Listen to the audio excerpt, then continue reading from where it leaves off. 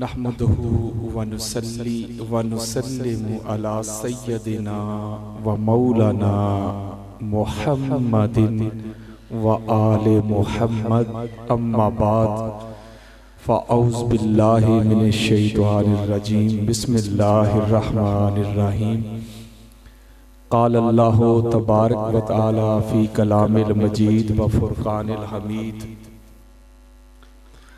یا ایہا الذین آمنوا اتقوا اللہ وکونوا مع الصادقین صدق اللہ مولانا العلی العظیم صلوات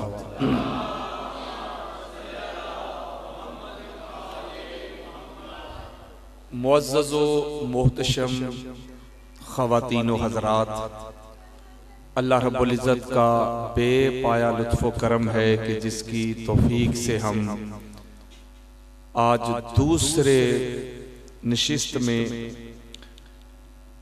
سیدہ کائنات فاطمہ الزہرا صلوات اللہ علیہا سیدہ زاہدہ عابدہ جیدہ راکعہ عاصمہ مخدومہ کائنات معصومہ کائنات سیدہ کائنات کے بارگاہ میں نذرانہ عقیدت پیش کرنے کے لیے جمع ہوئے۔ اللہ تعالی ہم سب کا آنا جانا سننا سنانا اپنی بارگاہ میں قبول فرمائے۔ اللہ تعالیٰ آپ کے کاروبار میں برکت دے، رزق میں برکت دے، اولاد میں برکت دے، محبت اہل بیت میں برکت دے۔ ادھر میری مائیں بہنیں بیٹیاں باجیاں بیٹھی ہوئی ہیں، ان سے بھی میں درخواست کرتا ہوں کہ کل کی طرح آج بھی وہ ذرا توجہ کے ساتھ انہماک کے ساتھ ادب کے ساتھ آج کا ذکر سنیں۔ اللہ تعالیٰ آپ کو بھی سیدہ کائنات کی باندیاں بننے کی توفیق عطا فرمائے۔ کل میں نے ایک بات آپ سے کی تھی کہ میرا اپنا یہ دل کہتا ہے، کسی سے لڑائی نہیں، کسی سے جھگڑا نہیں، کسی سے اس پہ کوئی مناظرہ نہیں۔ وہ میں نے اپنے دل کی کیفیت آپ کے سامنے رکھی تھی، جو کچھ مجھے محسوس ہوا ہے یا جو چیز میں نے اخذ کی ہے یا جو میرا تھاٹ ہے، میرا نظریہ ہے، میرا عقیدہ ہے، میرا ویژن ہے، کہ وہ میں نے آپ کے سامنے رکھا تھا کہ آپ بھی نہ ہوتے تو اہل بیت اطہار کا ذکر کرتا کون؟ یہ کبھی نہ سوچا کریں اپنے مائنڈ میں، اپنے ویژن میں یا اپنے نظریات میں یا اپنے عقائد میں یہ بات کبھی نہ لایا کریں کہ آپ معاذ اللہ کمزور ہیں یا آپ میں وہ قوت نہیں، وہ طاقت نہیں۔ دنیا پوری مانتی بھی ہے، جانتی بھی ہے، دیکھتی ہے، سوچتی ہے، چاہے وہ اپنا ہے، بیگانہ ہے، پرایا ہے، دشمن ہے، کسی بھی ملک کا ہے، وہ جب بھی آپ کا نام لیتا ہے تو آپ کو جوڑا اہل بیت اطہار کے ساتھ۔ یارو بندے کو اور کیا چاہیے؟ آپ کی پہچان بن گئی حضور کا خاندان، آپ کا تعارف بن گئی حضور کی اہل بیت، آپ کا انٹروڈکشن بن گئی حضور کی اہل بیت، آپ جانے جاتے ہیں حضور کی اہل بیت کے غلام، آپ پہچانے جاتے ہیں حضور کی اہل بیت کے غلام۔ لوگ شہید ہو رہے ہیں، جرم کیا ہے؟ علی علی کرتا ہے، فتوے آ رہے ہیں، کفر کے فتوے، رفض کے فتوے، گمراہ کے فتوے، کیا وجہ ہے کہ علی علی کرتا ہے؟ اس کا مطلب ہے آپ سے دشمن خائف ہے تو صحیح، کوئی تو بات اسے کھٹکتی ہے نا، آپ کے کسی عمل کی وجہ سے اسے نیند نہیں آتی، وہ مجبور ہو گیا ہے آپ کے ذکر کو دیکھ کے، محبت کو دیکھ کے، مودت کو دیکھ کے، عشق کو دیکھ کے، آپ جو غیر معمولی کرتے ہیں، جو محبت کرتے ہیں، آپ کے اس عمل سے وہ خائف ہو گئے ہیں، وہ ڈر گئے. اس لیے آپ نے دنیا کو دکھایا ہے کہ اہل بیت اطہار کو ماننا ہے تو ایسے ماننا ہے. اس لیے آپ پریشان نہ ہوا کریں. آپ سے بڑا نہ کوئی طاقتور ہے، آپ سے بڑا نہ کوئی امیر ہے، آپ سے بڑا نہ کوئی سخی ہے، آپ سے بڑا نہ کوئی مومن ہے. یہ میرا موضوع نہیں، انشاءاللہ پھر کبھی زندگی رہی تو میں قرآن و حدیث کے دلائل دے کر آپ کے سامنے رکھوں گا اہل سنت کی امہات الکتب سے کہ ہم مومن کس کو سمجھتے ہیں، قرآن مومن کسے کہتا ہے، میرے مصطفیٰ کے فرمان کسے مومن کہتے ہیں. دیواروں پہ کافر لکھوانے سے کوئی کافر تھوڑی بنتا ہے. وہ دیوار پہ تو انسان لکھوائیں گے، دیوار پہ کسی کو کافر لکھوانے سے کوئی کافر نہیں بنتا. جس کو اللہ قرآن میں کافر لکھ دے وہ کافر بنتا ہے. سب سے بڑی جو دلیل ہے، جو ریفرنس ہے، وہ قرآن ہے. تو قرآن مجید فرقان حمید کی سورہ توبہ اس کی آیت نمبر 119. توجہ میرے طرف رکھنی ہے آپ نے. تمہید کل کی ہو گئی، آج تمہید نہیں، آج ڈائریکٹ اپنے ٹاپک پہ آ رہا ہوں. توجہ ذرا میرے طرف رکھیں. آیت نمبر 119 میں نے آپ کے سامنے پڑھی. جو پڑھے لکھے دوست احباب ہیں یا میری مائیں بہنیں بیٹیاں باجیاں بیٹھی ہوئی ہیں جو قرآن میں غوطہ زنی کرتے ہیں، جو قرآن کو سمجھتے ہیں یا پڑھتے ہیں، تو ان کو پتہ چلتا ہے کہ اللہ تعالیٰ نے 2-3 طرح سے خطاب کیا ہے قرآن میں. کبھی اللہ کہتا ہے یا ایھا الناس، اے لوگو، مخاطب کرتا ہے نا اللہ. جب اللہ کہتا ہے نا یا ایھا الناس تو پھر ساری نسل آدم، ساری انسانیت سے بات کرنا چاہتا ہے اللہ.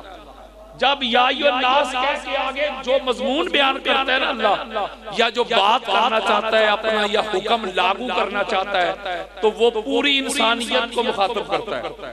کبھی اللہ کہتا ہے، بلکہ پورے قرآن میں ایک دفعہ اللہ نے کہا یا ایھا الکافر، کافر ایک دفعہ. اور کبھی کہتا ہے اللہ رب العزت یا ایھا الذین آمنوا، اے ایمان والو.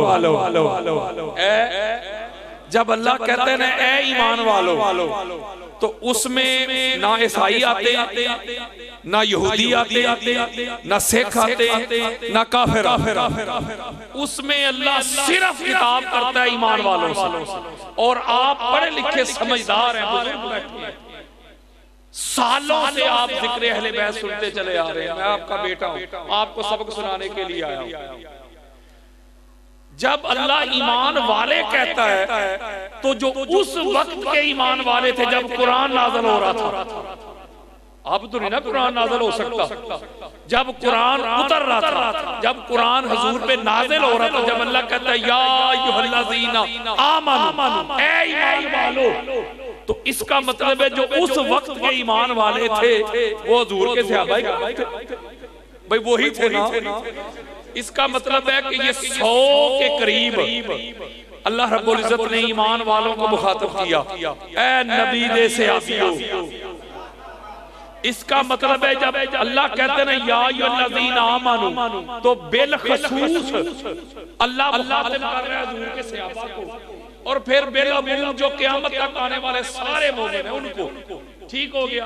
اس کا مطلب ہے اللہ جو بات کرنا چاہ رہا ہے وہ حضور کے صحابہ سے کرنا چاہ رہا ہے.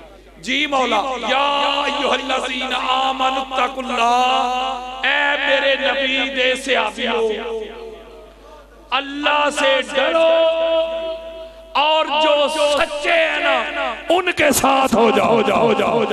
جاگو ان کے یعنی جو سچے ہیں، جو صدیقین ہیں، ان کی معیت میں آ جاؤ، ان کی سنگت میں آ جاؤ، ان کی رفاقت میں آ جاؤ، ان کی صحبت میں، ان کی مجلس، ان کے ساتھ جڑ جاؤ. کن کے ساتھ؟ ایکو کو بند کر دے، بالکل ایکو بند. کن کے ساتھ؟ جو سچے ہیں. میں ایک نقطہ دینے لگا ہوں.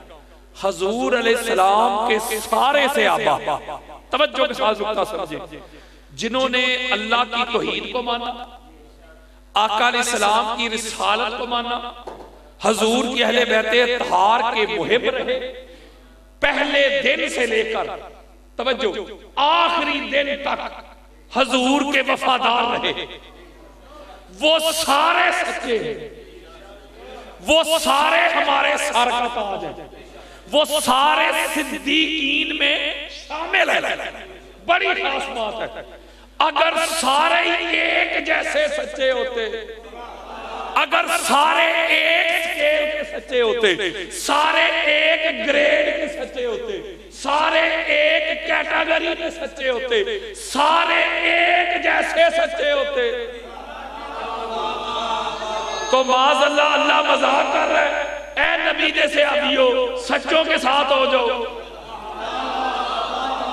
میں اور آسان کر دیتا ہوں، اور آسان کر دیتا ہوں بات کو سمجھانے کے لیے۔ اللہ کہتا ہے مجھے مچھر کی مثال بھی دینی پڑے میں دیتا ہوں، تاکہ میرے بندوں کی سمجھ میں بات آسانی کے ساتھ آ جائے۔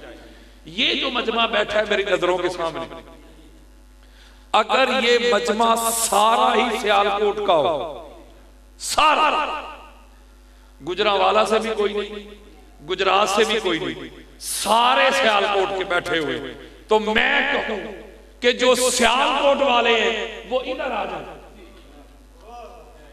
آپ کہیں گے حضرت صاحب یہ سارے ہی سیالکوٹ دینے، تو ادھر کیا لینے آ جائیں؟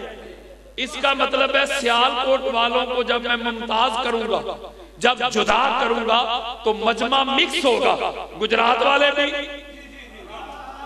پنڈی والے بھی، گجرانوالہ والے بھی، اور سیالکوٹ والے درمیان سے نکالوں گا۔ اس کا مطلب ہے سارے سیالکوٹ کے نہیں، اس کا مطلب ہے اللہ جن کو کہہ رہے ہیں اے نبی کے صحابیو، اے ایمان والو، سچوں کی میت میں آ جاؤ، سچوں کی سنگت میں آ جاؤ، سچوں کی صحبت میں آ جاؤ، سچوں کی قربت میں آ جاؤ۔ پتہ چلا وہ سچے تو تھے،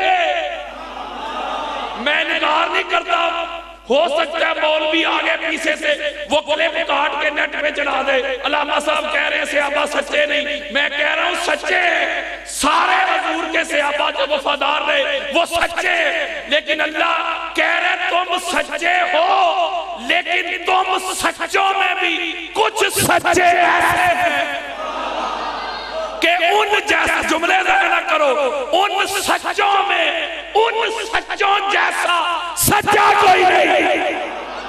اوہ ہوئے ہوئے نہیں سمجھے گا، اور آسان کر دیتا ہوں، ایک سچا پہلا سیگا، پہلی اس کی صفت اور کوالٹی، پھر سچے سے بڑا سچا وہ صادق، پھر صادق سے بڑا سچا وہ صدیق، پھر صدیق سے بڑا سچا صدیق اکبر۔ ذرا توجہ میرے طرف رکھو یا صدیق اکبر مبالغے کا سیگا۔ آپ کہتے ہیں نا کہ یہ فلاں بندہ بڑا ہے، فلاں بندہ بڑا ہے، اللہ کے لیے آپ جملہ کہتے اللہ اکبر، اللہ سب سے بڑا ہے۔ اب اللہ سے بڑا ہے کوئی؟ بولو یار، نہیں نہ بڑا، تو اس کا مطلب ہے بڑائی میں اللہ بڑا ہے۔ جب اکبر ساتھ آ جائے تو پھر عظمت کی، رفت کی انتہا ایکسٹریم ہے، مبالغے کا سیگا ہے۔ آپ نے پریشان نہیں ہونا، میں نے اہل سنت کی کتب کے انبار لگانے ہیں آپ کے سامنے۔ آج میں نے آپ کو بتا کے جانا ہے کہ صدیق اکبر کون ہے اور صدیقۃ الکبریٰ کون ہے۔ بڑی بات ہے، اور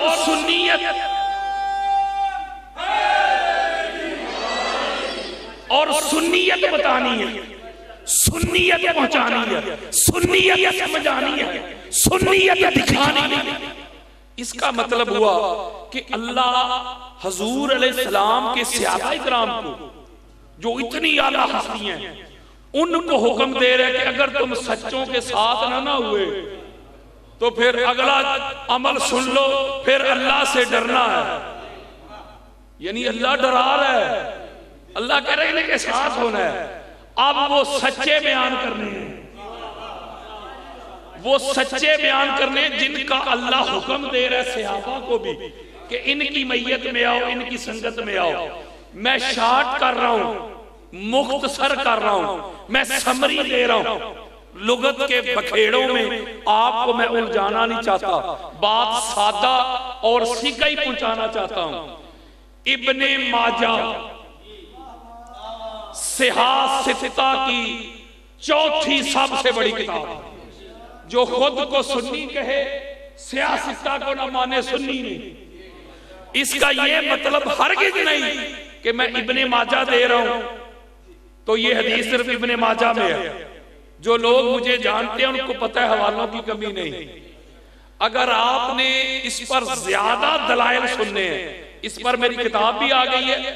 اس کے علاوہ کہ یوٹیوب کے اوپر میرا خطاب ہے پورا 1.5 گھنٹے کا، اس کا جو کتاب کا نام ہے اور خطاب کا نام سیم ہے، القول الاکبر علی فاروق الاعظم و صدیق الاکبر. 70 سے زائد حدیث دی ہیں میں نے. ابھی میں نے آپ کو اس کا ترجمہ نہیں بتانا. اب توجہ ذرا میری طرف رکھیں.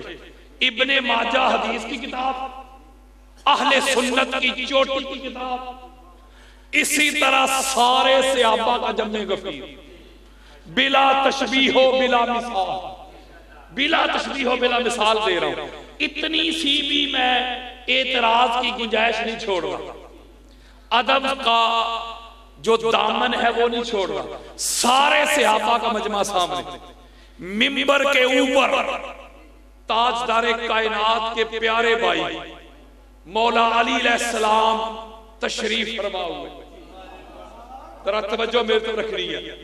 آپ نے اعلان فرمایا ایسے یا ایھا الناس، اے سارے لوگوں، نسل آدم کے جتنے بھی لوگ ہو، بزرگوں جوانوں، سنو، انا صدیق الاکبر لا یقولها بعدی الا کذاب.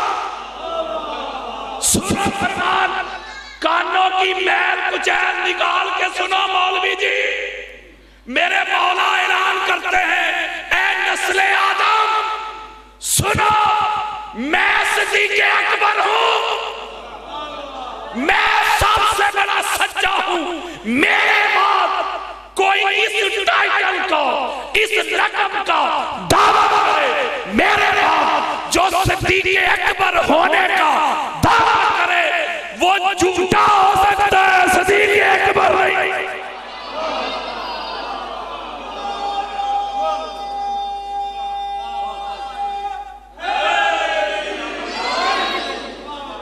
یہ سنیت دے رہا ہوں آپ کو. کوئی بندہ اعتراض کر سکتا ہے، میں نکل کے جاؤں پیچھے سے آپ کو پکڑ کے، بھائی وہ تو مولا کا فرمان ہے نا، مولا فرما رہے ہیں میں صدیق اکبر. ٹھیک ہے، تو ہم نہیں مانتے. وہ مولا کون سے نبی ہیں، وہ کون سے صاحب شریعت ہیں، وہ تو مولا کا فرمان ہے. اچھا مولا کی نہ مان، جن کا کلمہ پڑھتا ہے انہی کی مان لے. اہل سنت کی 70 کتابیں دیتا ہوں. حضرت سلمان فارسی روایت کرتے رضی اللہ تعالیٰ عنہ حدیث مصطفیٰ، میرے آقا فرماتے یا علیو انت صدیق الاکبر وانا فاروق الاعظم الذی یفرق بین الحق والباطل. سنو حدیث مصطفیٰ، میرے آقا فرماتے ہیں اے علی تو صدیق اکبر ہے، تو فاروق اعظم ہے، حق اور باطل کا فیصلہ کرنے والی علی تیری ذات ہے. سب سے بڑا صدیق بھی تو، سب سے بڑا فاروق بھی تو. او یارو، مولا تو تب کے فاروق ہیں جب لوگ بتوں کے آگے لیٹے ہوئے تھے، جب لوگ لات منات کے آگے پڑے ہوئے تھے. یہ تو تب کے فاروق ہیں، بلکہ مولا تو تب کے فاروق ہیں جب تب بھی نہ تھا اور تب بھی نہ تھا.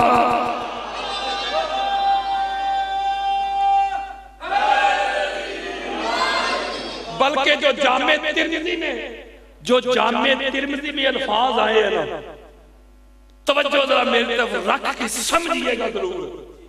سطر کا قتل نہ کیجئے گا، خون نہ کیجئے گا. توجہ، جامع ترمذی اہل سنت کی صحاح ستہ کی تیسری سب سے بڑی کتاب. میرے اور آپ کے پیارے آقا، ہمارے دلوں کی دھڑکن، ہمارے سر کا تاج، جان کائنات، روح کائنات، مقصود کائنات، وجہ تخلیق کائنات، آمینہ کے لال محمد مصطفیٰ صلی اللہ علیہ وآلہ وسلم. میرے آقا نے ایسے ہاتھ اٹھائے، توجہ، جامع ترمذی، اور اللہ کی بارگاہ میں دعا کی، اللہم آدر الحق ماہو حیثو دارا. ہائے ہائے ہائے ہائے. میرے آقا فرماتے ہیں، اللہ اے میرے مولا، جدھر علی مڑ جائے، جدھر علی پھر جائے، جدھر علی مڑ جائے مولا، تو حق کو ادھر موڑ دے. اوہ یار جملے ہی نہیں سمجھے آپ. یار میرے اور آپ کے پیارے آقا یہ تو دعا کر سکتے تھے، مولا جدھر حق ہونا علی کو ادھر موڑ دے، مولا جدھر حق ہو علی کو ادھر پھیر دے، مولا جدھر حق ہو اس رستے پہ علی کو چلا. انا بھائیا، میرے آقا فرماتے ہیں، مولا جدھر علی مڑ جائے، ہائے ہائے، جدھر علی پھر جائے، جدھر علی اپنا روح کر لے، چہرہ کر لے، حق کو ادھر موڑ دے. ایک جملہ مجھے کہنے دیجئے، پتا چلا علی سراپا حق ہے، سر سے پاؤں تک حق ہے. اس کا مطلب ہے جدھر علی ہو وہ ہے حق، جو علی سے ٹکرائے وہ ہے باطل.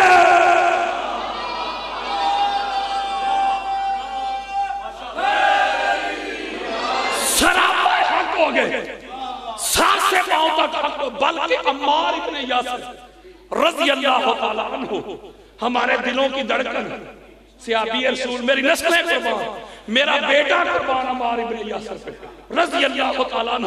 آپ روایت کرتے ہیں کہ مجھے حضور نے ایک نصیحت کی کہ عمار، ساری دنیا علی کو چھوڑ کے، چھوٹے سے لے کے بڑا تک، ساری دنیا، ساری کائنات اگر ایک رستے پہ جا رہی ہو، اس رستے پہ علی نہ جا رہا ہو، ساری کائنات جا رہی ہو، چھوٹے سے بڑے تک، علی الگ سے اکیلا جا رہا ہو، واحد جا رہا ہو، تنہا جا رہا ہو، تو دنیا کو نہ دیکھنا، کثرت کو نہ دیکھنا، مجمع نہ دیکھنا، ہائے ہائے جملے ضائع کر رہے ہو یار، اجتماع نہ دیکھنا، گیدرنگ نہ دیکھنا، طاقت نہ دیکھنا. جدھر علی تنہا جا رہا ہو علی کے پیچھے چلنا، جو علی کے پیچھے چلے گا وہ حق پہ ہوگا، جو علی کو چھوڑ کے مجمع کے پیچھے چلے گا وہ باطل پہ ہوگا. او یارو، اور کتنا کھول کے بیان کرے حضور، اور کتنا کھول کے بیان کرے خدا. اس کا مطلب ہے یہ سب سے بڑے سچے، بولو یار اکبر ہے نا. اب اگلی دلیل دیتا ہوں. ابھی میرے بھائی آپ کے سامنے آیت مباہلہ کا ایک منظر دے رہے تھے، یا آیت تطہیر کا. میں آیت مباہلہ کا ایک شارٹ کٹ ایک آپ کو نکتہ دینا چاہتا ہوں. مباہلہ نہیں پڑھنے لگا. آپ کو پتہ ہے کہ جب نجران کے عیسائی آئے کہ نہیں، وہ آئے تھے اللہ کی توحید پہ عملے کے لیے، نمازوں کے لیے نہیں، روزوں کے لیے نہیں، حج اور عمرے کے لیے نہیں. وہ کہتے تھے نہیں عیسیٰ علیہ السلام اللہ کے بیٹے ہیں، یعنی حملہ توحید پہ. بولو یار توحید پہ حملہ. اللہ نے اپنی توحید کی گواہی کے لیے ساری کائنات موجود تھی، سارے صدیقین موجود تھے، صحابہ صدیق ہیں سارے موجود تھے، امہات المومنین بھی موجود تھی، لیکن اللہ کو کائنات میں 5 سب سے بڑے سچے ملے. نہیں سمجھے یار. اس کا مطلب ہے کہ مردوں میں تاجدار کائنات مولا علی علیہ السلام، حسنین کریمین، یعنی اس وقت 4 سب سے بڑے جو اللہ کو سچے ملے ہیں وہ یہ 4 تھے. اور پوری کائنات کی عورتوں میں جو صدیقۃ الکبریٰ اللہ کو ملی، پوری کائنات میں اور بھی جو سچے تھے وہ موجود تھے، سچیاں بھی موجود تھی، لیکن سب سے بڑی سچی صدیقۃ الکبریٰ اللہ کو جسے ملی. پتا چلا، ہاتھ جوڑ کے ایک جملہ دینا چاہتا ہوں مولوی جی، نہ لڑائی ہے نہ جھگڑا ہے، بس تجھ سے ایک ریکویسٹ کرنی ہے، جن سچوں کو اللہ اپنی توحید کی گواہی کے لیے چن لے مولوی، پھر یہ وہ سچے ہیں اور اکبر بھی ہیں، سب سے بڑے بھی ہیں. پتا چلا جب سے وہ ہے تب سے یہ سچے ہیں، جب تک وہ رہے گا تب تک یہ سچے رہیں گے. ایسے سچے جن کو اللہ اپنی توحید کی گواہی کے لیے چن لے، ایسے سچوں کو تسلیم کرتے ہیں، بحث نہیں کرتے.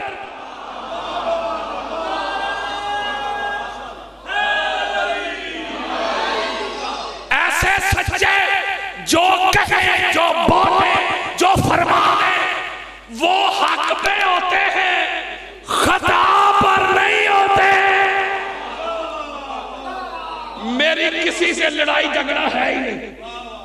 اس کو بھی جو 48 گھنٹے جواب دیا تھا، ایک ہی بات کی تھی، کوئی ان جیسا سچا دکھا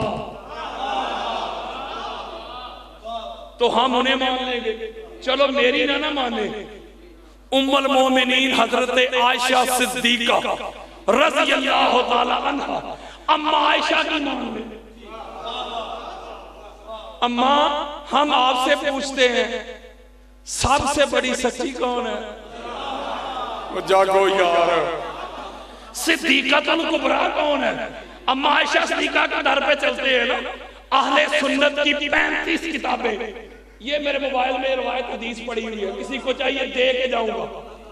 اماں عائشہ صدیقہ سے پوچھتے ہیں، آؤ میری طرف، اماں عائشہ صدیقہ کو ماننے والوں، ان کو مانتے ہو، ان کی کیوں نہیں مانتے؟ آپ فرماتی ہیں ما رأیت احدا، آپ فرماتی ہیں میں نے دنیا میں کوئی شخص نہیں دیکھا، بلکہ ایک جملہ فرماتی ہے قط اصدق من فاطمہ غیر ابیہا.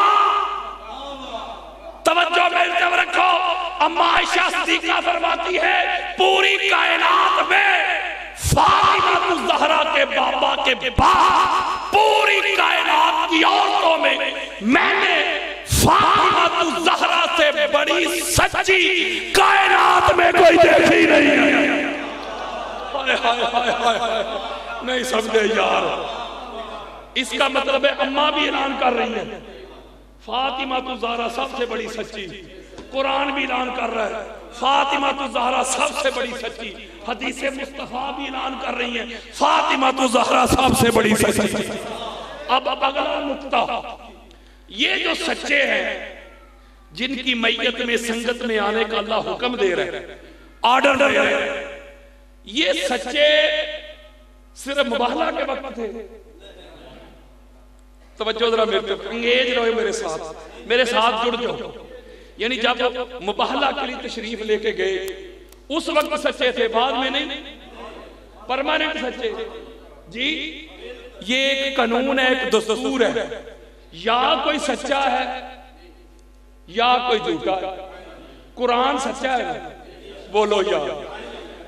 جب ہم پڑھتے ہیں اس وقت سچا ہے، جب بند کر کے رکھ دیتے پھر نہیں سچا. جب کھلا ہو تب بھی سچا، بند ہو تب بھی سچا، غلاف میں ہو تب بھی حق، ریل میں ہو تب بھی حق، اوپر ہو تب بھی حق، ہر وقت پرماننٹ. بولو یار. آپ نے کبھی اس طرف غور ہی نہیں کیا ہوگا، اس لیے حضور دو ہی چیزیں دے کے گئے تھے، قرآن اور اہل بیت، اور خطاب کیا تھا صحابہ کو، میں جا رہا ہوں دو چیزیں دے کے جا رہا ہوں، تم کو سنوارا ہے، تم کو نکھارا ہے، تم بتوں کی پوجا کرتے تھے، لات منات کی کرتے تھے، خدا کی توحید کی طرف لے کے آیا، کوئی چاند کی، کوئی سورج کی، کوئی ستاروں کی پوجا کرتا تھا، شراب پیتے تھے، کعبے کا برہنہ طواف کرتے تھے، کعبے کو میں نے عبادت گاہ کر دیا، ذرا ذرا سی بات پہ ایک دوسرے کو قتل کرتے تھے، میں نے تم کو بھائی بھائی کر دیا، غریب کو، مسکین کو، یتیم کو، کمزور کو دبا کے رکھتے تھے، میں نے غریب کو امیر کے ساتھ کھڑا کر دیا، ایک ہی صف میں کھڑے ہو گئے محمود و ایاس، نہ کوئی بندہ رہا نہ کوئی بندہ نواز، بندہ و صاحب و محتاج و غنی ایک ہوئے، تیری سرکار میں پہنچے تو سبھی ایک ہوئے، یعنی تمہیں سوار کے تم کو نماز دی، تم کو روزہ دیا، تم کو حج دیے، تم کو عمرے دیے، تمہارے اخلاق سنوارے، تمہارے کردار کو سنوارا، تمہیں لباس دیا، تم کو تہذیب سکھائی، تم کو انسان بنایا، تم کو اشرف المخلوقات ہونے کا احساس دلایا، تم کو جہنم سے نکال کے جنت کے راستے پہ ڈالا، تمہیں سنوار کے اب میں جا رہا ہوں، میں جا رہا ہوں، دو چیزیں دے کے جا رہا ہوں، کتنی؟ یہ حضور کن کو فرما رہے ہیں؟ تو بولو تو صحیح ہے، صحابہ اکرام سامنے تھے، میں اور آپ نہیں تھے، ان کو حضور فرما رہے ہیں میں جا رہا ہوں، دو چیزیں دے کے جا رہا ہوں، یا ایھا الناس انی قد ترکت فیکم ما ان اخذتم بہ لن تضلوا کتاب اللہ وَإِتْرَاتِ أَهْلَ بَيْتِي، میں جا رہا ہوں، دو چیزیں دے کے جا رہا ہوں، ان کو پکڑو گے، ان کو تھامو گے تو کبھی گمراہ نہیں ہو سکتے، کیا قرآن اور قرآن والے میری اہل بیت، اس کا مطلب ہے قرآن کے ساتھ کچھ باتیں 2-4 دن بعد سمجھ آئیں گی، لیکن آئیں گی ضرور، ہو سکتا ہے جب بستر پہ جا کے آپ لیٹے تو پھر بھی سمجھ میں آئے کہ علامہ صاحب کیا کہہ گئے، اس کا مطلب ہے قرآن کے ساتھ وہی جڑ سکتا ہے جو قرآن جیسا ہو، جو قرآن جیسا سچا ہو، جو قرآن جیسا پاک ہو، جو قرآن جیسا منزہ ہو، جو قرآن جیسا مصفہ ہو، جو قرآن جیسا مجلہ ہو، وہ وہی قرآن کے ساتھ جڑ سکتا ہے نا۔ میرے آقا فرما رہے ہیں قرآن ہے تھیوری، لکھا ہوا تھیوری، اور میری اہل بیت قرآن کا پریکٹیکل، یعنی قرآن لکھا ہوا تھیوری اور چلتا پھرتا قرآن میری اہل بیت، یعنی تھیوری، قرآن نے تھیوری پیش کی کہ شہید زندہ، بس تھیوری دے دی قرآن نے، پریکٹیکل نہیں، قرآن تھیوری ہے سارا، قرآن نے کہہ دیا شہید زندہ، میرے امام حسین علیہ السلام نے سر کٹوا کے نیزے پہ چڑھا کے قرآن سنا کے پریکٹیکل کر کے دکھا دیا، بتا دیا کہ شہید ایسے زندہ، اس کا مطلب ہے قرآن اور اہل بیت۔ اور اگلی بات پہ غور کرو، میرے آقا فرماتے ہیں یہ کبھی جدا نہیں ہوں گے، یہاں تک کہ حوض کوثر پہ بھی اکٹھے جڑے ہوئے آئیں گے، ان کو پکڑنا ہے، ان کو تھامنا ہے، اس کا مطلب ہے قرآن اہل بیت سے جڑا ہوا ہے، اہل بیت قرآن سے جڑے ہوئے، قرآن اہل بیت سے جدا نہیں، اہل بیت قرآن سے جدا نہیں، اہل بیت سے بڑا قرآن کو جاننے والا کائنات میں کوئی نہیں، اسی لیے تو مولا اعلان فرمایا کرتے تھے لوگوں آؤ سلونی اما شئتم، آج تک کسی کو جرت نہیں ہوئی جملہ کہنے کی کہ آؤ جو پوچھنا چاہتے ہو پوچھ لو مجھ سے، بلکہ میرے مولا نے قرآن کے بارے میں فرمایا قرآن کے بارے میں پوچھنا چاہتے ہو تو آؤ، جو آیت رات کو نازل ہوئی اسے بھی جانتا ہوں، جو دن کو نازل ہوئی اسے بھی جانتا ہوں، جو پہاڑ پہ نازل ہوئی اسے بھی جانتا ہوں، جو میدان پہ نازل ہوئی اسے بھی جانتا ہوں۔ تو اس کا مطلب یہ ہوا کہ یہ پرماننٹ بات بھی ہے قرآن کی طرح۔ میں اس طرف آپ کو لے کے جانا نہیں چاہتا ان کی طہارت پہ، یہ الگ ایک موضوع ہے۔ جب ایک بندے نے یہ جملہ کہا تھا نا کہ مولا حسین علیہ السلام کا وضو نہیں تھا تو انہوں نے نماز کہاں سے پڑھنی تھی، تو 1.5 گھنٹے اللہ کے فضل و کرم سے حضور کی اہل بیت اطہار کے در کے اسی نوکر نے ایسے کتابیں کھول کھول کے اس کے منہ پہ ماری تھی کہ یہ وہ ہے، یہ کبھی ناپاک ہوتا ہی نہیں۔ جو کبھی ناپاک ہوں کبھی پاک ہوں نا، ان کے لیے اللہ رب العزت نے اعلان کروایا تھا حضور سے کہ دروازے بند کر دو۔ مولا کیوں؟ وہ میرا گھر پاک ہے، کبھی پاک ہوتے ہیں کبھی ناپاک ہوتے ہیں، کبھی غسل ان پہ واجب ہوتا ہے، تو لہذا جو کبھی پاک ہو کبھی ناپاک ہو میرے گھر نہیں آ سکتا۔ میں سیاہ ستارہ کھول کے دکھا دوں، میرے آقا نے فرمایا علی ہے فاطمہ ہے حسن ہے حسین، تم جب چاہو کسی بھی حالت میں ہو اللہ کے گھر آ بھی سکتے ہو، جا بھی سکتے ہو۔ اس لیے جیسے قرآن پرماننٹ پاک ہے، تم قرآن کی آیتیں ہو، تم بھی پرماننٹ پاک ہو۔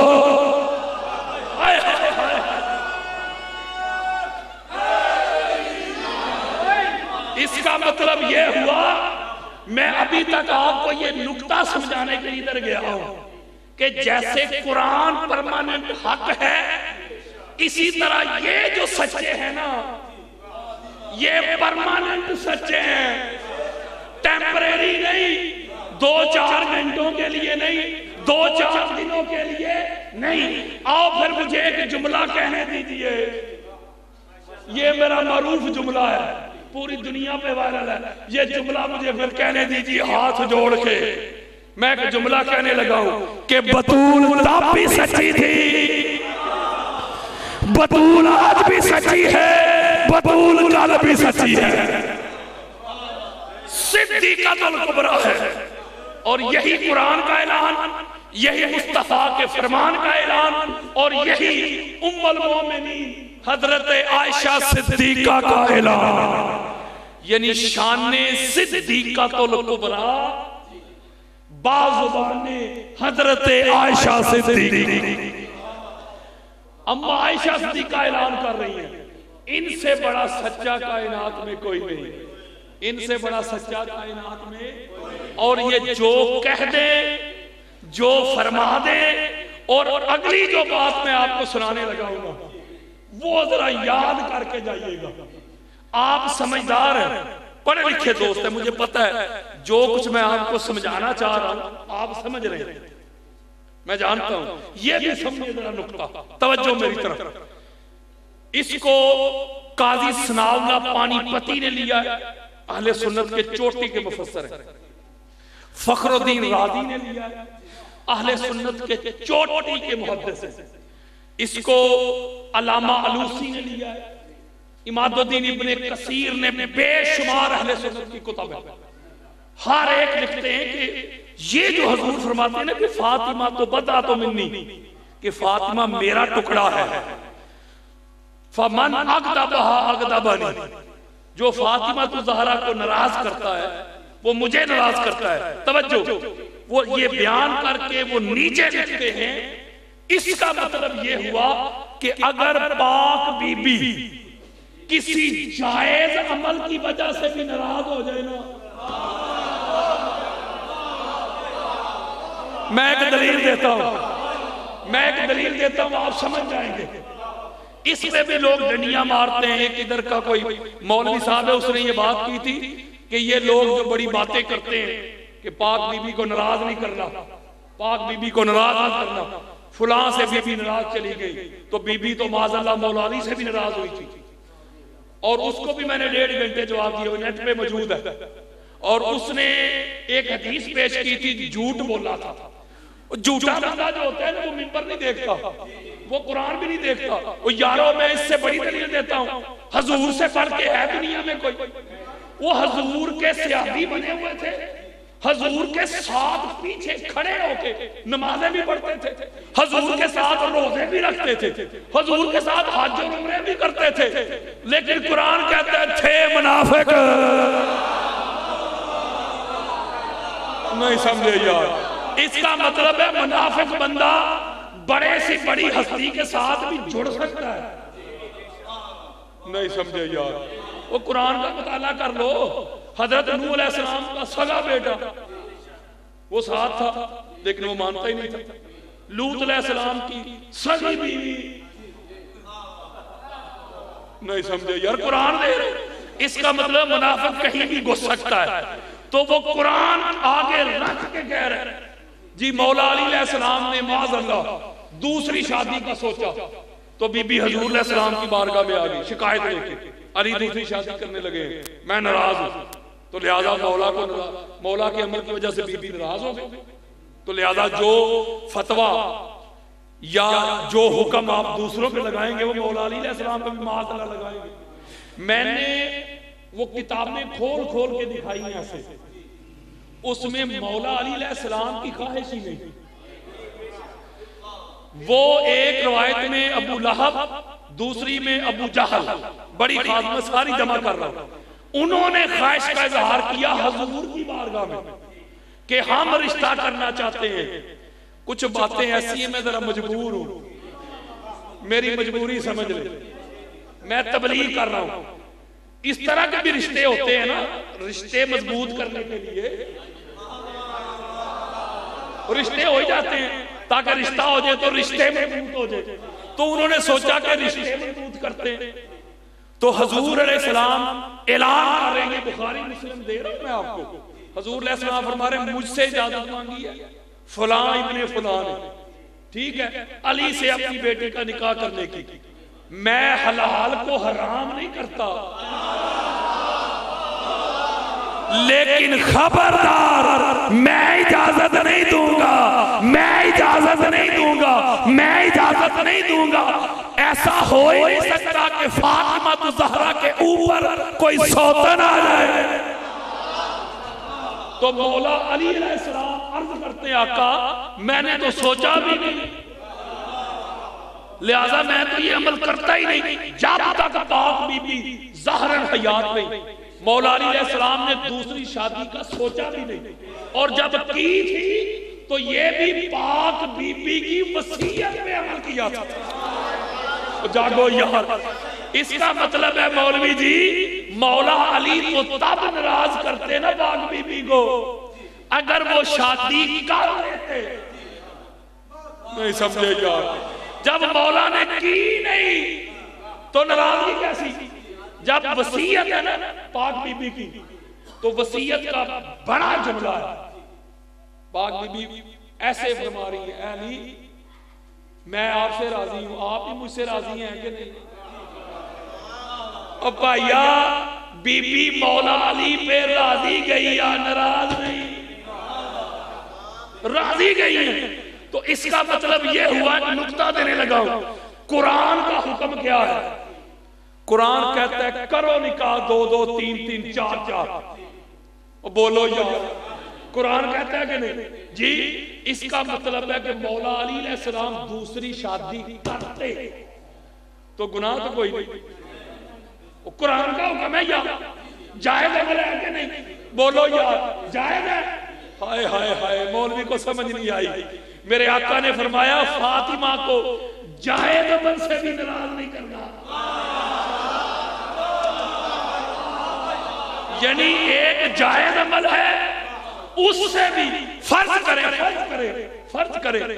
میں مثال دے رہا ہوں کہ جائز عمل پہ مثال دے رہا ہوں، میں کوئی چیز میری ملکیت ہے، میں کہتا ہوں یہ میری چیز ہے مجھے دو، میری ملکیت ہے، وہ مجھے مل گئی وہ میری ملکیت ہے، فرض کرے وہ چیز میری ہے ہی نہیں پھر بھی میں کہتا ہوں مجھے دو، تو اس کا معنی یہ بن رہا ہے کہ فاطمہ الزہرا کو ایسے راضی کرنا ہے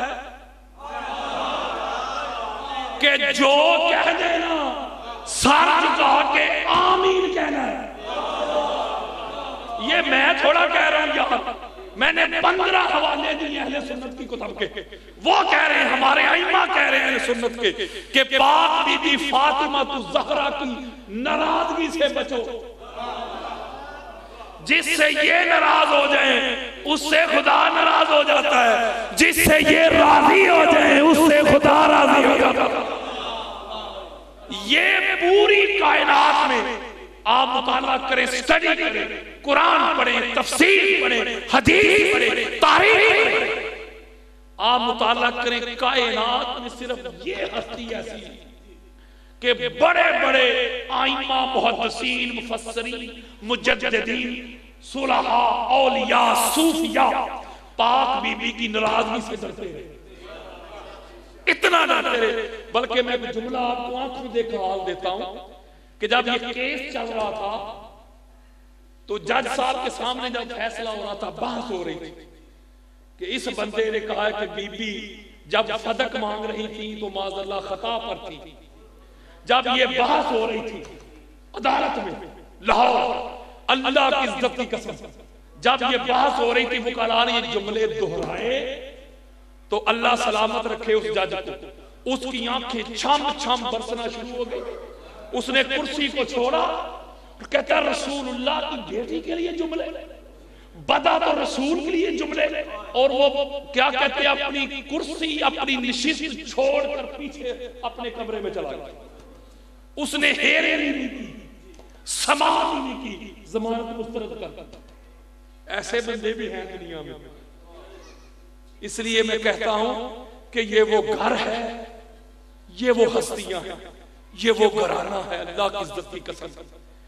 ان کے آگے بس آمین آمین آمین ہی کرنی ہے، کیونکہ یہ حضور کا فرمان ہے، ان کو سمجھانا نہیں، تم سے زیادہ سمجھدار ہیں، ان کو بتانا نہیں، تم سے زیادہ علم والے ہیں، نالج والے، فہم والے، شعور والے، ادراک والے تم سے زیادہ ہیں، ان کے آگے بس آمین ہی کرنی ہے۔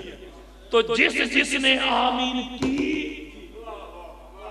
وہ حضور اور قرآن کے مطابق، وہ تب بھی حق پہ تھے، وہ آج بھی حق پہ تھے، اور جو ان کے سامنے آگے، جو ان کے بالمقابل آگے، جو ان کے دشمن بن گئے، جنہوں نے ان کو جھٹلا دیا، جنہوں نے ان کو رلایا، جنہوں نے ان کو تڑپایا، جنہوں نے ان سے لڑائیاں کی، ان سے جنگ کی، ان سے قتل و غارت کی، وہ کل بھی باطل تھے، وہ آج بھی باطل ہے۔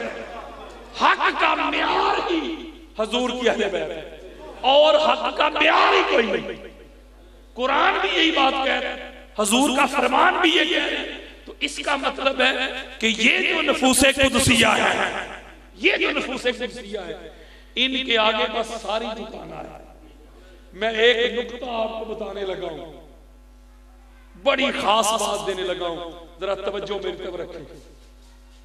بڑی خاص بات پاک بی بی کے حوالے سے لوگوں کو سمجھ نہیں آئی، قسم خدا کی، یہ اندھے لوگ ہیں، یہ بے بصیرت بھی ہیں، بے بصارت بھی ہیں، جن کو یہ مقام نظر نہیں آیا، جن کو نوکر اور مالک میں فرق کی تمیز نہیں، جن کو گھر والے اور در والے کی ممتاز کرنے کی، تفریق کرنے کی سمجھ نہیں، جن کو شعور نہیں، جن کو ادراک نہیں، جن کو نالج نہیں کہ یہ کون ہے اور وہ کون ہے۔ بلکہ میں ایک جملہ کہتا ہوں، گھر ایک تھا، صرف ایک گھر، اور وہ گھر تھا میرے مصطفیٰ کا گھر۔ کچھ لوگ اس گھر کے اندر رہتے تھے اور کچھ لوگ دیوانہ وار اس گھر کا طواف کرتے تھے۔ جو گھر کے اندر تھے وہ ہے میرے مصطفیٰ کے گھر والے، اور جو باہر تھے وہ ہے میرے مصطفیٰ کے صحابہ۔ جو باہر والے ہیں نا ان کو باہر ہی رہنے دو، ان کو گھر کے اندر نہ گھسیڑو۔ یہی فرق ہے، یہی تمیز آپ کو سکھانا چاہتا ہوں، بتانا چاہتا ہوں، سمجھانا چاہتا ہوں، ایک جملہ آپ تک پہنچانا چاہتا ہوں۔ اللہ کی عزت کی قسم، ہمارے ہاں ایسے ہوتا ہے کہ جب رمضان آتا ہے تو کچھ لوگ آتے ہیں ہم کو سحری کے لیے بیدار کرنے کے لیے اپنے اپنے طریقے سے کوئی ڈول بجا رہا ہوتا ہے، کوئی اس طرح درود و سلام پڑھ رہا ہوتا ہے، اور جو علماء ہیں یا ہمارے مولوی صاحبان ہیں وہ مساجد میں اعلان کرتے ہیں، امام بارگاہ میں اعلان کرتے ہیں سپیکر آن کر کے کہ حضرات 2 گھنٹے رہ گئے، جلدی جلدی بیدار ہو جائیں، کھانا تیار کریں اور روزہ رکھیں۔ ہوتا ہے کہ نہیں ایسا؟ بولو یار۔ انس بن مالک رضی اللہ تعالیٰ عنہ میرے مصطفیٰ کے جلیل القدر سے آگے، اور کتاب دے رہا ہوں جامع ترمذی۔ انس بن مالک روایت کرتے کہ میں اپنے گھر میں سویا ہوتا، اور یہ کام جو کرتے ہیں نا اٹھانے والا، یہ کوئی منسٹر صاحب آ کے تو نہیں کرتے، چودھری صاحب جی، عام میرے جیسے لوگ عام بندے اٹھاتے ہیں، ٹھیک ہے، خاص نہیں۔ انس بن مالک کہتے ہیں خدا کی قسم کسی کو سمجھ نہیں آئی در زہرا کی۔ انس بن مالک کہتے ہیں رضی اللہ تعالیٰ اپنے گھر میں سویا ہوتا، وہ کہتے جب نماز کا وقت ہوتا نا، فجر کے وقت سے پہلے، تہجد کے وقت سے پہلے، کہتے میرے کانوں میں آواز آتی، اور آواز کس کی آتی؟ رسول اللہ، میرے آقا دروازہ بطول پہ تشریف لاتے، دروازہ زہرا پہ کھڑے ہو کے اعلان کرتے الصلاۃ یا اہل البیت، الصلاۃ یا اہل البیت، انما یرید اللہ لیذھب عنکم الرجس اہل البیت ویطہرکم تطہیرا۔ میرے آقا اعلان کرتے نماز کا وقت ہو گیا، میری اہل بیت نماز کا وقت ہو گیا، میری اہل بیت تم سوئے ہوئے ہو تب بھی پاک ہو، تم بیدار ہو جاؤ گے تب بھی پاک۔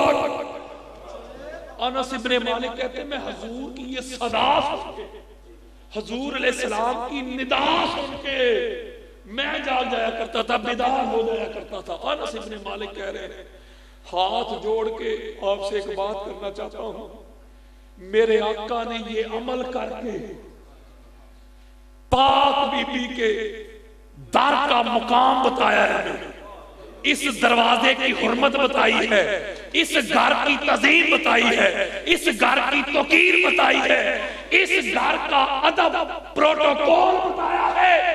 یہ وہ گھر ہے جس گھر میں اللہ کا سلام نازل ہوتا ہے، یہ وہ گھر ہے جس گھر میں اللہ کا قرآن نازل ہوتا ہے، یہ وہ گھر ہے جس گھر کے نوکر عرش والے ملائکہ بنتے ہیں۔ یہ اتنا اللہ گھر ہے، یہ اتنا عرفہ گھر ہے، یہ اتنا منزہ مصفہ مجدد ہے، ساری کائنات کو جو کچھ بھی ملا ہے وہ اسی گھر سے ملا ہے، صداقت اس گھر سے، عدالت اس گھر سے، شرارت اس گھر سے، طاقت اس گھر سے، قوت اس گھر سے، فصاحت اس گھر سے، بلاغت اس گھر سے، طہارت اس گھر سے، نفاست اس گھر سے، ولایت اس گھر سے، خلالت اس گھر سے، امامت اس گھر سے، عبادت اس گھر سے، کرامت اس گھر سے، نبوت اس گھر سے، علم اس گھر سے، حلم اس گھر سے، کردار اس گھر سے، گفتار اس گھر سے، قانون اس گھر سے، دستور اس گھر سے، شعور اس گھر سے، تفسیر اس گھر سے، قرآن اس گھر سے، نماز اس گھر سے، روزہ اس گھر سے، حج اس گھر سے، عمرہ اس گھر سے، دین اس گھر سے، اسلام اس گھر سے، زہد اس گھر سے، ورع اس گھر سے، تقوی اس گھر سے، طہارت اس گھر سے، محبت اس گھر سے، وہ خدا بھی ملا تو اس گھر سے، سارا کچھ تو اس گھر سے ملا۔ تو کیا اجر رسالت دیا ہے امت نے؟ کیا اجر رسالت دیا ہے؟ حضور جاتے وقت اعلان کر کے جا رہے ہیں اذکرکم اللہ فی اہل بیتی، اذکرکم اللہ فی اہل بیتی۔ صحیح مسلم پڑھے، میرے آقا فرما ہے میں جا رہا ہوں میری فاطمہ کا خیال رکھنا، میرے علی کا خیال رکھنا، میرے حسن کا خیال رکھنا، میرے حسین کا خیال رکھنا۔ اگر کسی کو میرا حیا نہیں تو میں اللہ کا خوف دلاتا ہوں، اللہ کی خاطر میری اہل بیت کا خیال رکھنا۔ تو کیا خیال رکھا ہے امت نے؟ ادھر آقا علیہ السلام کے ظاہراً تشریف لے کے جانے کا وقت تھا، ادھر حضور ظاہراً تشریف لے کے گئے، سارے منافقین، سارے سانپ پٹاریوں سے باہر نکل آئے۔ مولا علی علیہ السلام کو حالت نماز میں شہید کیا، مولا حسن علیہ السلام کو زہر دے کے شہید کیا، مولا حسین علیہ السلام کو 72 نفوس قدسیہ کے ساتھ شہید کیا، زین العابدین، الباقر، جعفر صادق، موسیٰ قادر، علی رضا، محمد تقی، علی نقی، حسن عسکری علیہ السلام چن چن کر میرے مصطفیٰ کی اہل بیت کو شہید کرتے رہے۔ شہید کرنے والے عیسائی نہ تھے، شہید کرنے والے یہودی نہ تھے، شہید کرنے والے کافر نہ تھے، دو ہی طرح کے لوگ آئے تھے نا اہل بیت سے لڑنے کے لیے، کافر لوگ اور مسلمان لوگ۔ وہ کیسے مسلمان تھے؟ نبی کی پاک بیٹیوں کو سواریوں کے اوپر باندھ کر، سوار کر کے نہیں، باندھ کر جب اس طرح بازار میں گھمایا گیا تو شام کا بازار ہے، لوگ مذاق اڑا رہے ہیں۔ اعلان کر دیا گیا تھا کہ یزید پلید کی حکومت کے کچھ باغی تھے، ان کے سر کاٹ کے یزید کے دربار میں پیش کرنے کے لیے جا رہے ہیں۔ لوگ گھروں کی چھتوں پہ چڑھے تماشا دیکھ رہے ہیں، شام بازار ہے، آگے ایک بڑی تنگ گلی آ گئی، اچانک سناٹا ہو گیا۔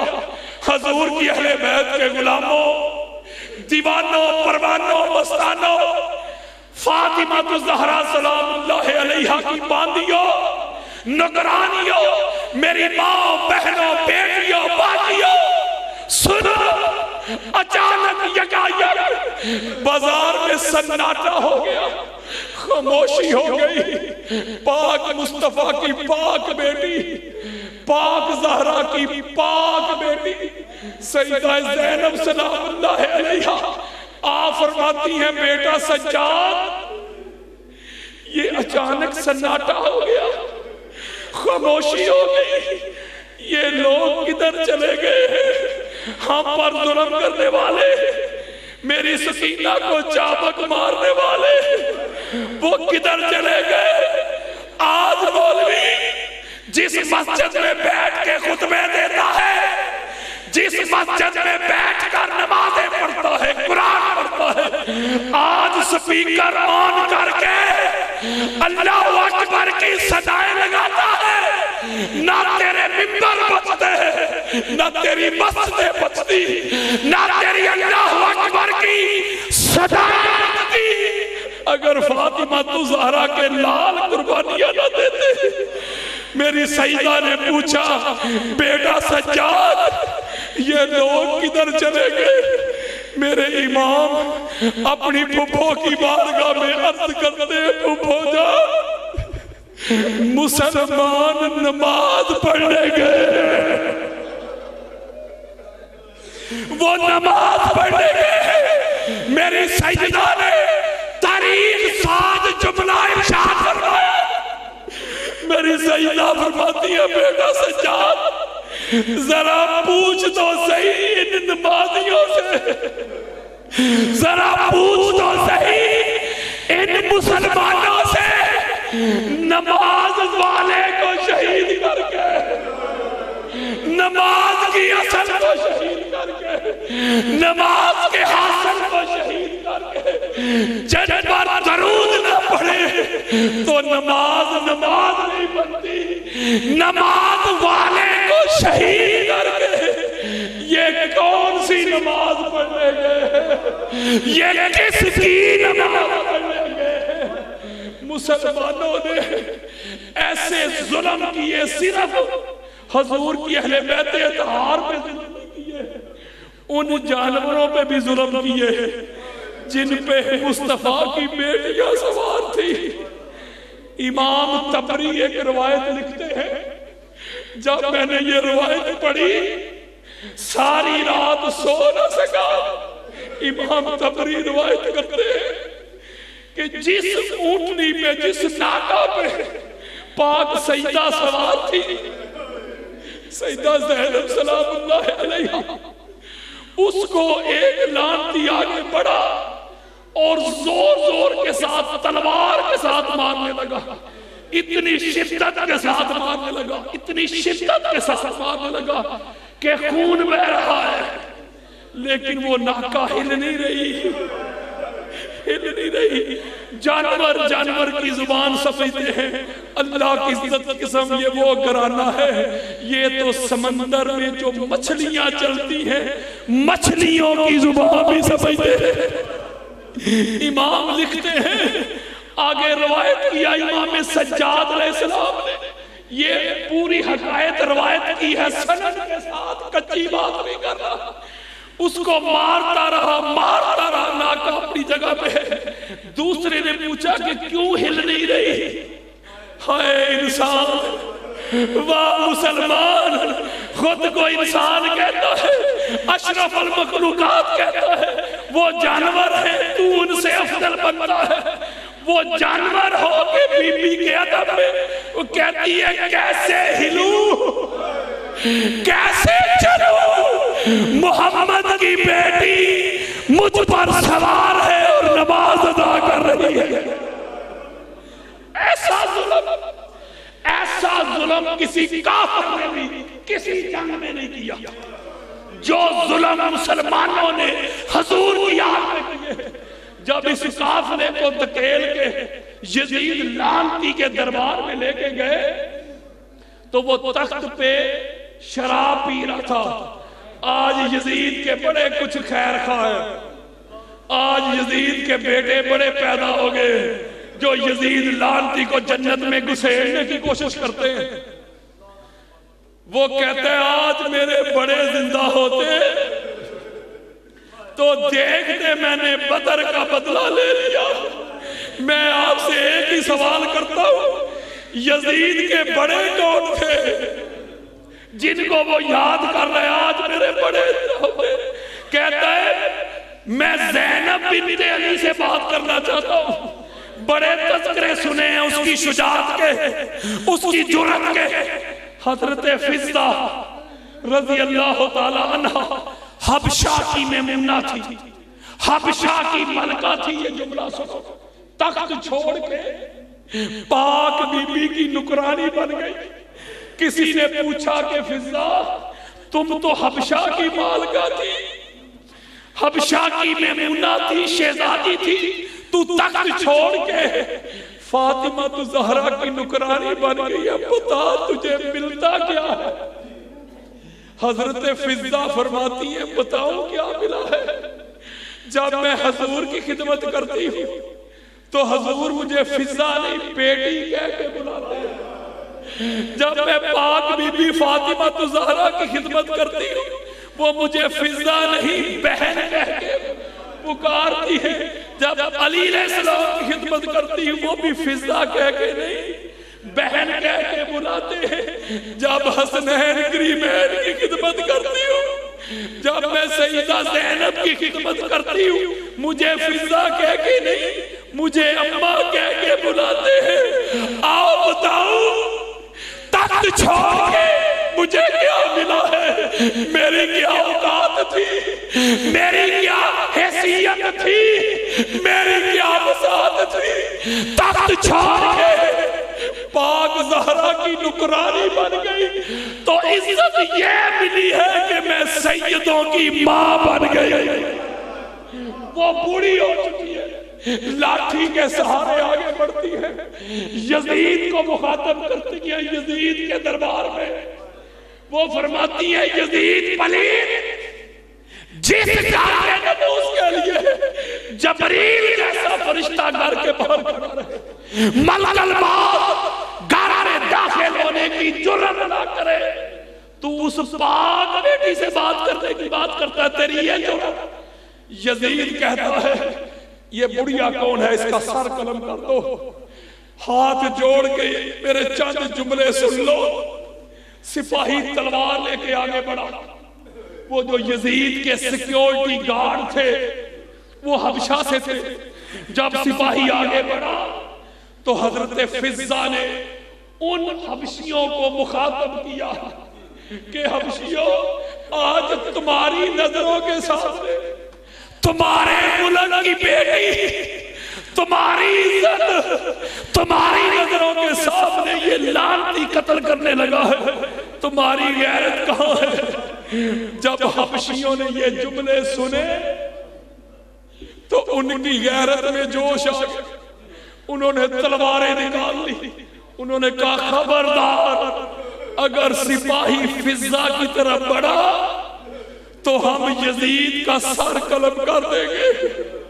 یزید نے ہاتھ کے اشارے سے سپاہی کو روک دیا۔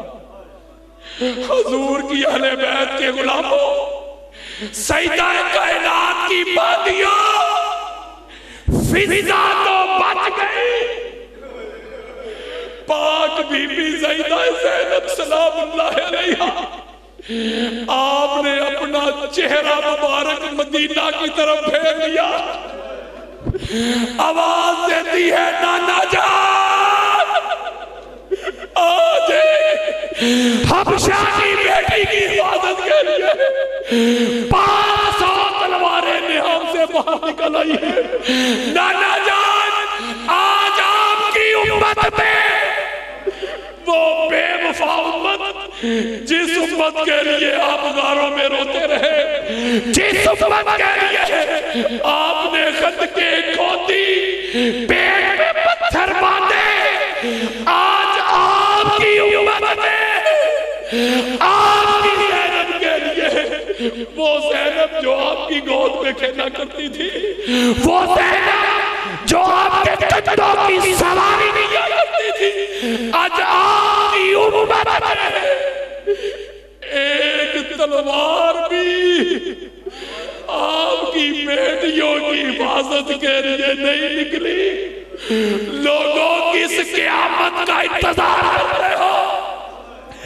قیامت گزر چکی، اس قیامت کا نام کربلا ہے، آنے والی قیامت کا نام واقعہ ہے، جس کو جزا اور سزا کا دن کہتے ہو۔ جزا اسے ملے گی جس نے اہل بیت سے محبت کی ہوگی، سزا ملے گی جس نے اہل بیت پہ ظلم کیا ہوگا۔ میں نگر نگر کریا کریا گاؤں گاؤں ملک بستی بستی یہ سزا دیتا ہوں، اللہ کی عزت کی قسم، جو میں نے دیکھا ہے، پڑھا ہے، جانا ہے، پڑھا ہے، جو میرا مشاہدہ ہے، اس در کے نوکر بن جاؤ، اس در کے منگتے بن جاؤ، اس در کے بھکاری بن جاؤ، اپنا اوڑھنا بچھونا اٹھنا بیٹھنا جینا مرنا اس گھر کی گدائی کر لو، اس گھر کی نوکری کر لو، جیو اس گھر کی محبت میں۔ زندگی کا بھروسہ نہیں، کب سانسوں کی ڈوری ٹوٹ جائے، زندگی کا بھروسہ نہیں۔ اس کو مستعار جان لو، اس کو ادھار جان لو، جیو اہل بیت کی محبت میں، مرو اہل بیت کی محبت میں۔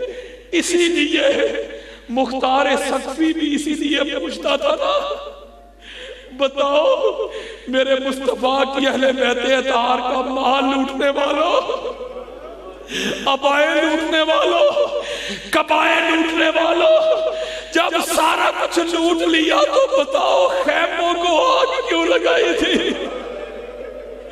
خیمے بھی بڑے قیمتی تھے،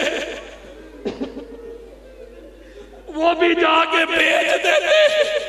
ہر یزیدی کہتا خیموں کو آگ اس لیے آئی تھی، وہ زہرا کی بیٹیاں جو خیمے کے اندر ایک دوسرے کے ساتھ چمٹ کے بیٹھ گئی تھی، غازی کے جانے کے بعد وہ جن کو مدینہ کی گلیوں کی سمجھ رہی تھی، کتنے موڑ ہیں جن کو مدینہ کے بازاروں کا پتہ نہیں تھا، وہ خیمے کے اندر چمٹ کے بیٹھ گئی تھی۔ ہم نے زہرا کی بیٹیوں کو خیمے سے باہر نکالنے کے لیے خیموں کو